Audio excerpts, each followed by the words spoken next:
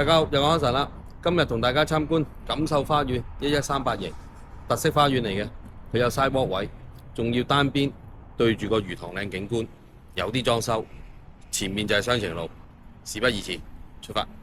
呢間屋做咗電閘門樓，有獨立出入口，仲有自己獨立嘅車庫位。由大門入屋呢，就會嚟到前花園位置。咁呢間屋係一個特色花園，佢有花園通道位置。原花園通道一入去就係後花園。後花園呢度呢係單邊位置，望返出去個景觀呢係魚塘景。1138型呢，一般嚟講就冇花園通道嘅，所以屬於排屋。咁但係呢一間呢就有啲特別啦，有裝修有景觀，唔知大家有冇興趣？沿大門入屋落2級樓梯就會嚟到客飯廳嘅空間。再行前少少就喺個飯廳位置，有個大嘅玻璃趟接門，可以望返去後花園。左手邊牆身可以擺啲大梳化，中間可以擺茶几。樓梯底位置儲物間已經偷空咗，所以成個客廳個感覺亦都加大咗個空間俾你。1138型樓底亦都比較高身。入到嚟呢個客飯廳，第一個感覺就係好闊落。而客飯廳嘅顏色呢，主要都係柔和嘅顏色，配合啲木製家私。地下呢亦都有一個緊廚，用明火煮食，入邊仲有個浴室洗手間。門口左手邊有個位置可以擺到一部雪櫃。客廁呢度亦都安裝咗花灑位。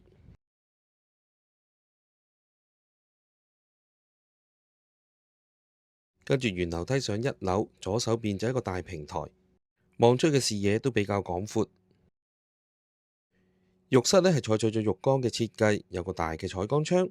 出邊嘅景觀就係日落魚塘景觀，一路浸浴一路就可以欣賞呢個咁靚嘅景色啦。同層係一間大嘅睡房，中間位置擺到張6尺嘅雙人床，前面有個採光窗，望返錦繡花園出邊嘅雙程路段。側邊仲有個凹位，可以做到一個入場嘅衣櫃。主人房望出嘅景觀亦都十分之開揚。而間都冇做閣樓，所以睡房呢一個嘅樓底呢就十分之高啦。唔中意有壓迫感嘅，呢間屋嘅空間感係俾到你嘅。屋頂上邊呢仲可以安裝吊燈添。